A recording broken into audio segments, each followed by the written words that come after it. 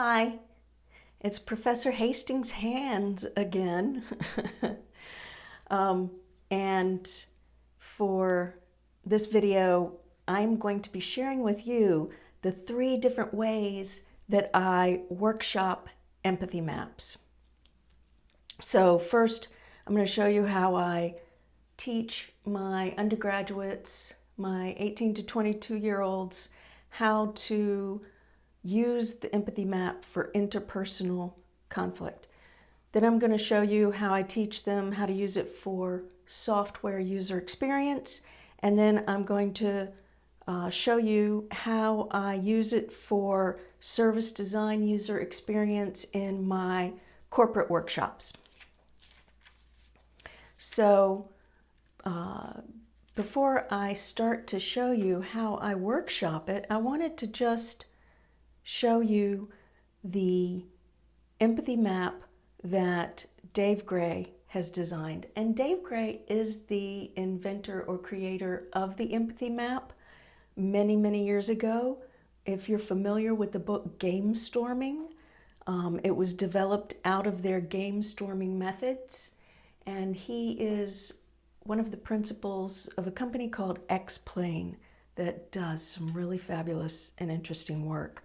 So I will drop a link to Xplane, to Dave Gray's writings and instructions on how they use the empathy map and how they see others using it.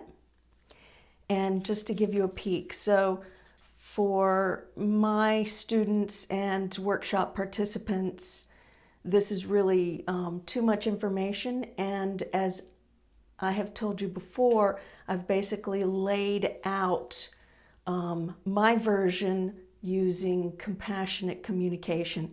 And then I feel like once they have the compassionate communication piece, that they really have a deep understanding and a deep language for empathy, then they move on. My students move on to this version and similar versions in their upper level courses. They take multiple web design and mobile interaction design courses, and then in those upper level courses we use a format closer to this. So we always have on hand, whether it's for the interpersonal, whether it's for the software user experience observation, or whether it's for the service design user experience data collection that I workshop, we always have on hand feelings and needs. In most cases, this is the first introduction to empathy in user experience and empathy mapping that the people I work with have ever had. So we always have these on hand because most of us have not developed robust language around our feelings and needs. So these I have on hand, and then this is the version that I use in my courses and workshops. Now for my undergraduates, when they're first learning it, we role play a personal conflict, something, not too intense. It's usually an interpersonal with a professor, roommates, or friends, or family. And we'll put the situation here. Roommate will not take recycling to the bin, something like that. And then a made-up name for the person. Then what I have them do is I have them split the empathy map like so. This does not have to be perfect.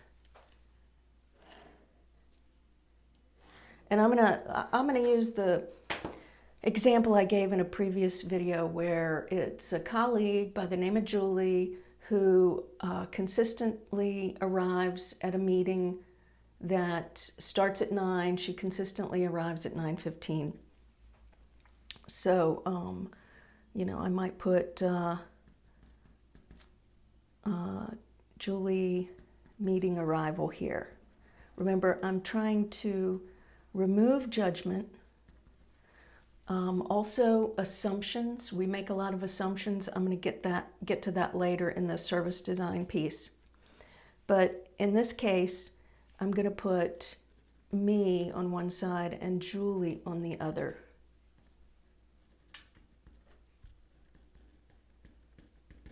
So first we role play one of these in the front of the classroom, and then I have the students do one of these based on a recent conflict. I have them draw the other person in, just a little sketch, just to kind of connect visually with that situation, bring it to mind. I'm going to put Julie here. And then what we're going to do is first, we're going to do ourselves. What are the observations? Meeting started at 9. She arrived at 9:15. I noticed that everyone looked at her, and I saw some people rolling their eyes.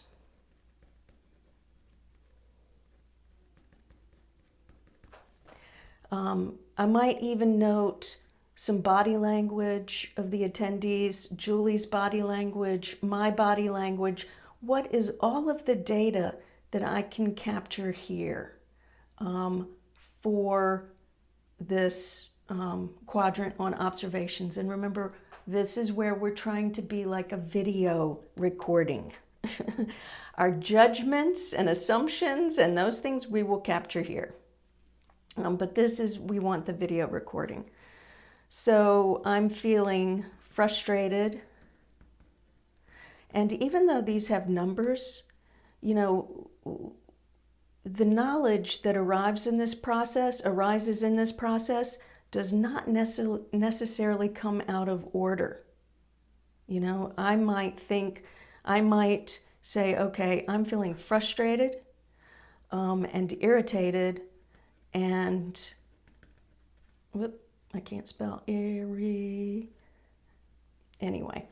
frustrated, irritated, you get the idea. And I might notice that I'm having thoughts of judgment. She's always late, right? And then my needs are, you know, to have, you know, responsibility.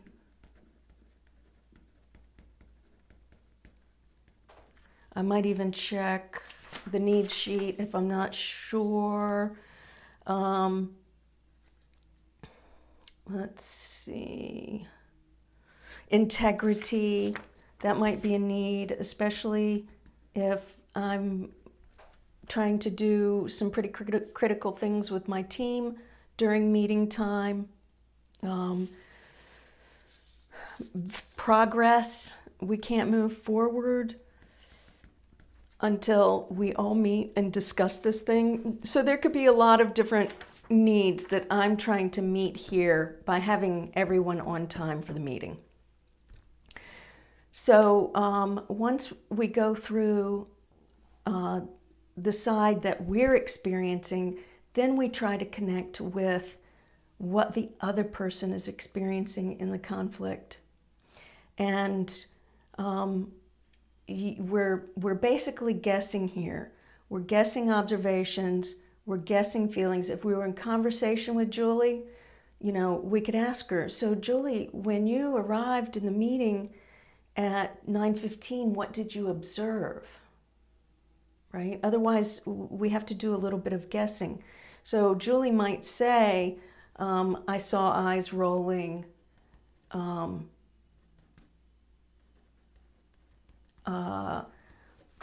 I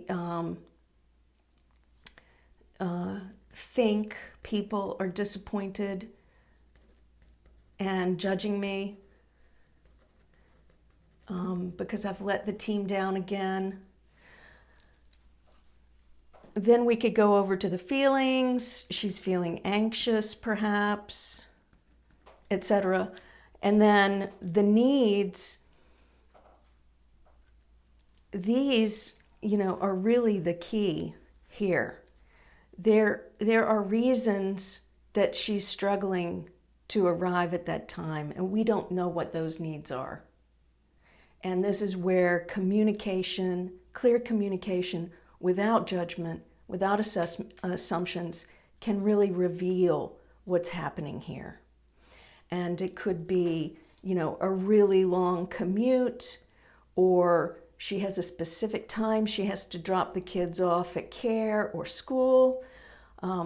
If we find out what those needs are, then we may be able to come up with strategies and solutions that meet the needs of the team and meet Julie's needs for drop-off or being timely. We don't know what this is. So we basically work both sides, and this is our introduction. I'm not going to go into it deeper than that because I don't want the video to take forever.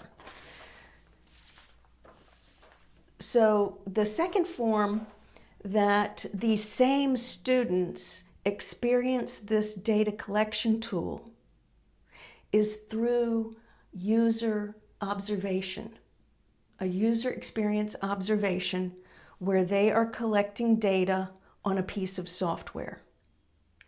And I purposefully use a specific piece of software that will bring up thoughts and feelings and be very clear about what a critical user experience looks like.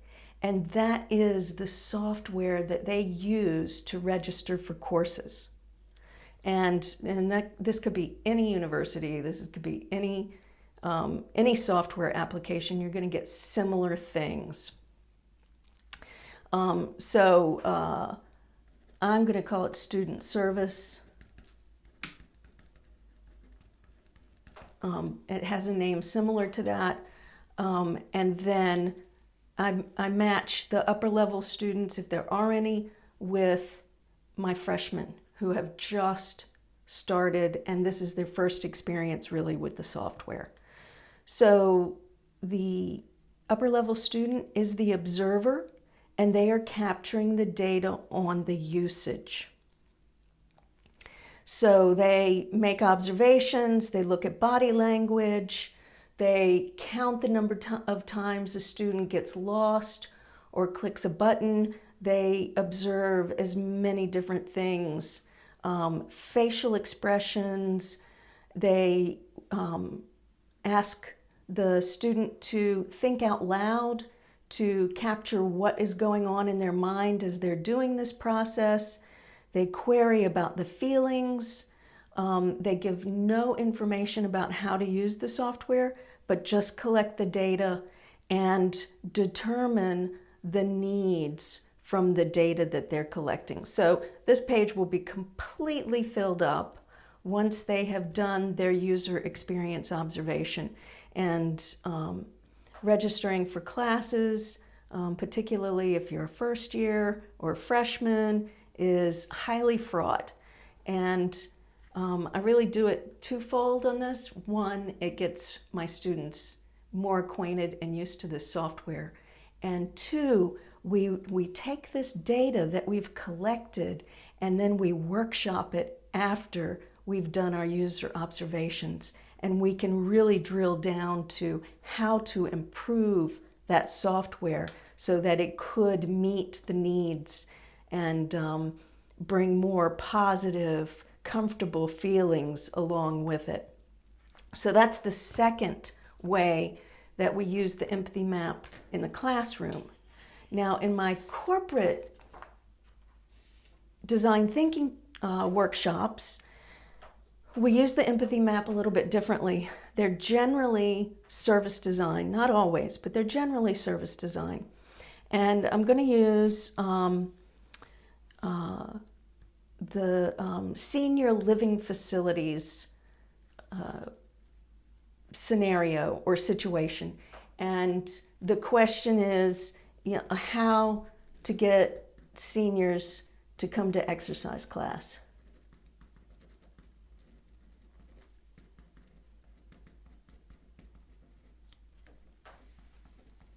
And then I break the group of workshop attendees into teams of 2 or 3, and then I have them role play. So one person is the data collector, the observer that's collecting information for the design of the service. And then the other 1 or 2 people will take the role of stakeholders. And this could be actual residents of the senior living facility. It could be family members of the senior living facility. It could be staff members of the senior living facility. It could be anyone that has a stakeholder in this service to be delivered. And I have them role play and collect the data that comes from the family members, the staff members, and this is really where not making assumptions, not judging, and taking a pure video camera observation, collecting the information, what are they feeling, what are they thinking, what are some of the needs, what are we observing. And here's a really critical one, especially in something that's day-to-day human services, is getting people out of the mindset of fixing and problem solving right in that moment. This is not the time to start coming up with ideas yet. We're just collecting the information. So that's 3 different methods for using the empathy mapping to collect data. Once we have collected the qualitative data that we're trying to use to improve our services or software or interpersonal relationships, then we can move on to coming up with strategies, requests, solutions to the problems that we identify in this process. So we would move directly from the empathy mapping to problem definition, and then on to ideation, prototyping, and testing.